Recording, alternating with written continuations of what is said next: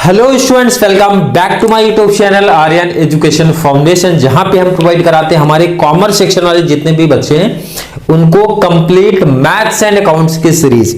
जब मैं अकाउंट्स की बात करता हूं तो आपका financial accounting, cost accounting, management accounting and financial management, complete accounting की बात यहां पे होती है।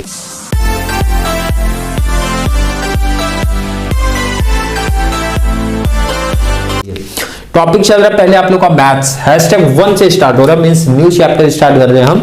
#1 एफओई बीएमएस वाले बच्चे, एफओई बीकॉम सेम 2 में दोनों का है कॉमन से, कंफ्यूजन नहीं होनी चाहिए। सर बीकॉम का है कि बीएमएस का है, दोनों का सेम कॉन्सेप्ट है। जब जो टॉपिक आप लोग का सेम है तो मेंशन कर देता हूं भाई आपका सेम है, पहले क्लियर कर दो, देखो कंफ्यूजन भी ना हो इसलिए क्लियर कर देता हूं। बीकॉम वाले आपका पहला यूनिट पहला चैप्टर, बीकॉम का पहला यूनिट पहला चैप्टर, और नाम आपका क्या लिखा है sir? Functions and their application. Clear? And जब मैं बीएमएस की बात करूंगा पहला यूनिट, एंड पहले यूनिट में क्लियर चैप्टर भी बता दूं, पहले यूनिट में आपका है sir second chapter function and their application. Clear है?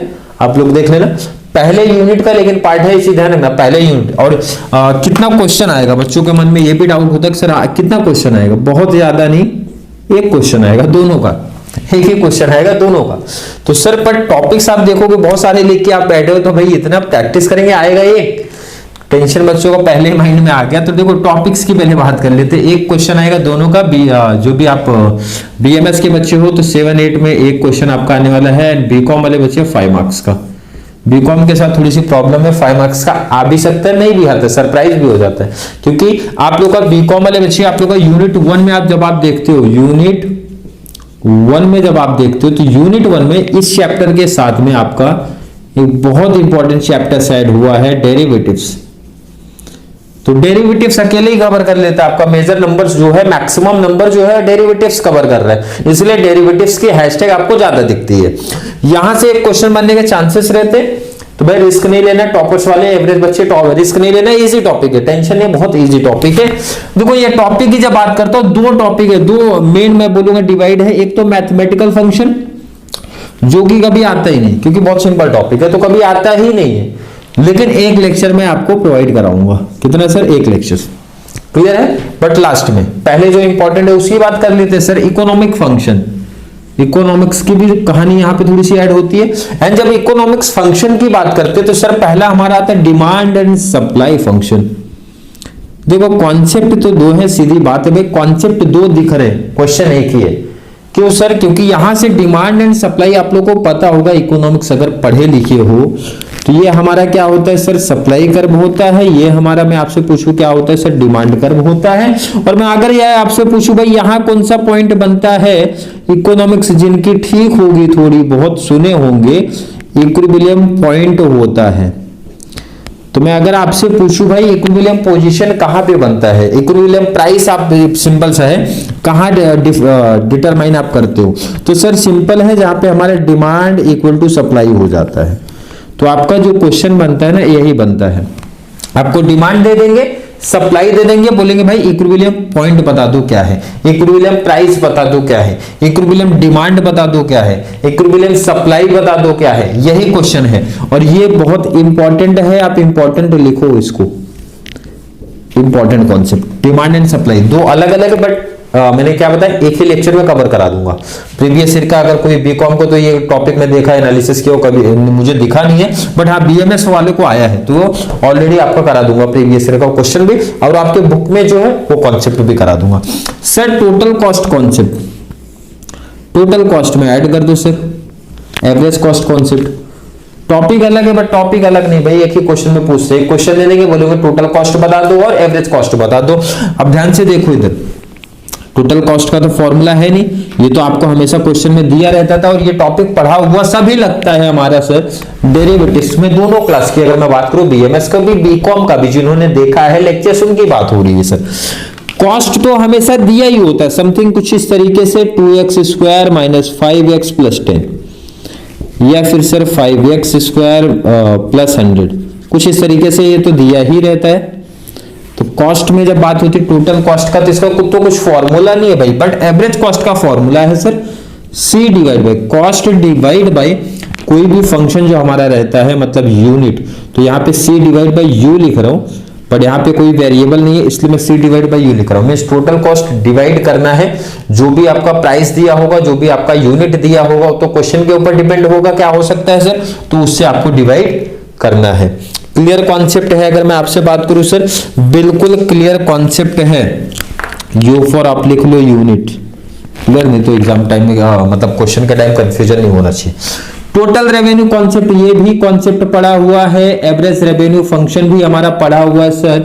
डेरिवेटिव्स में अगर मैं आपसे पूछूं टोटल रेवेन्यू कैसे निकालोगे, इनकम कैसे निकालोगे, टोटल रेवेन्यू को सर आर से रिप्रेजेंट करते थे और हम लिखते थे sir P into D, price into demand formula था, याद होगा।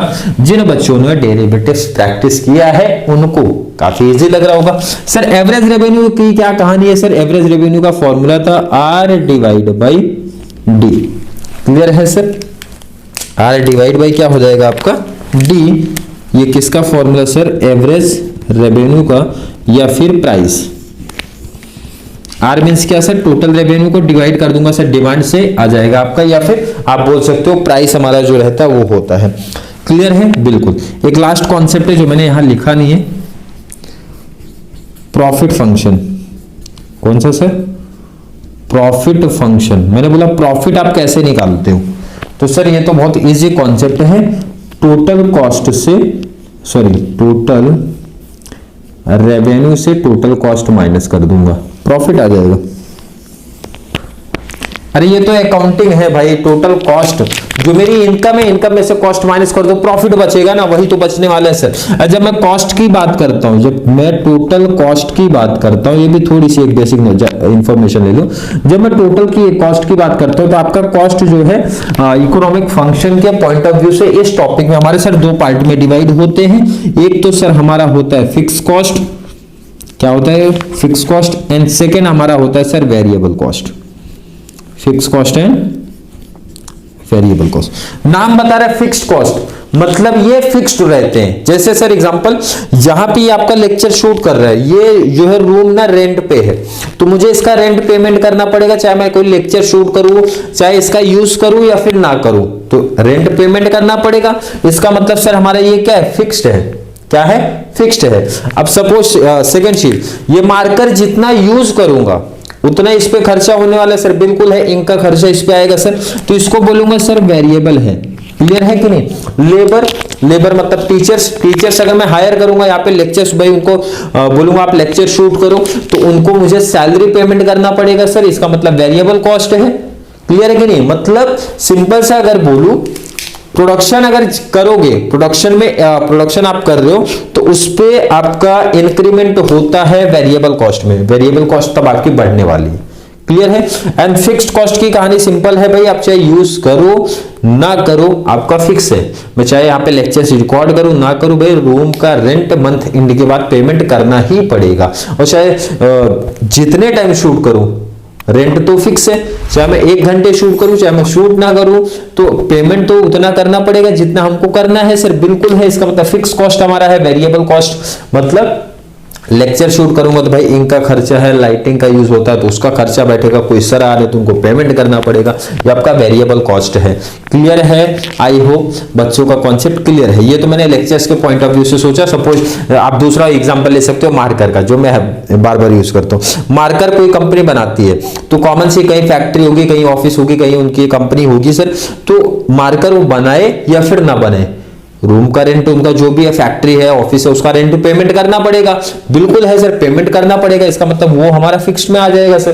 क्लियर है कि नहीं? अब लेबर आएंगे, पहले तो रॉ मटेरियल का खर्चा, आप बनाओगे तो रॉ मटेरियल का खर्चा आएगा, और जितना ज्यादा बनाओगे वेरिएबल कॉस्ट उतना इंक्रीमेंट होगा, बिल्कुल है सर। इसका मतलब ये हमारा वेरिएबल कॉस्ट है। लेबर को पेमेंट करोगे, लेबर अगर काम करेंगे पेमेंट करोगे, नहीं करेंगे तो नहीं पेमेंट करना, वेरिएबल कॉस्ट है।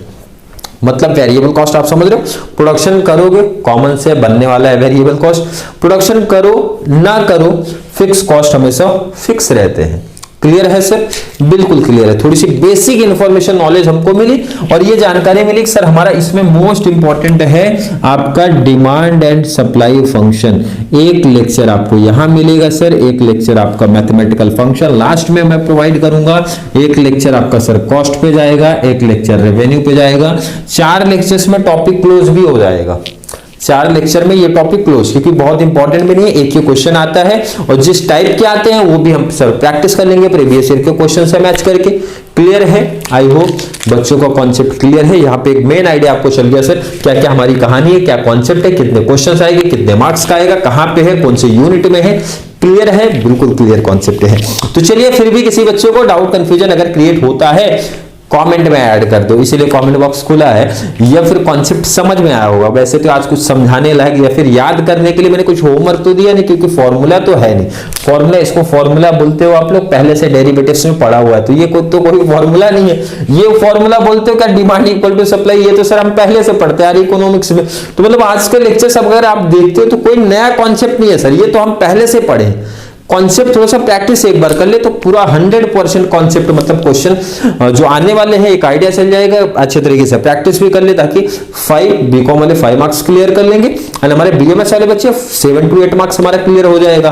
क्लियर है? बिल्कुल क्लियर होना चाहिए बच्चों का कॉन्सेप्ट। तो चलिए, वीडियो थोड़ी सी भी हेल्पफुल लग रही है तो वीडियो को लाइक करना है भाई, अच्छा कमेंट करो और जितना ज्यादा पॉसिबल हो सके कॉलेज में शेयर करते रहो भाई। बहुत सारे बच्चों को इस चैनल के थ्रू बेनिफिट्स तो मिले। मैथ्स का जो टेंशन लेके बैठे सर, मैथ्स बहुत हार्ड है, बहुत हार्ड है, तो आप कोई चैप्टर्स फॉलो कर लो, प्रीवियस ईयर का पेपर उठा के देख लो, तो आपको 100% कॉन्सेप्ट समझ में आ जाएगा भाई, किस तरीके से आपको लेक्चर्स प्रोवाइड कर रहे हैं और कितना ज्यादा बेनिफिट्स आपको मिल रहा है इस लेक्चर्स के थ्रू। क्लियर है? तो चलिए मिलेंगे नेक्स्ट क्लास में, तब तक के लिए थैंक यू सो मच।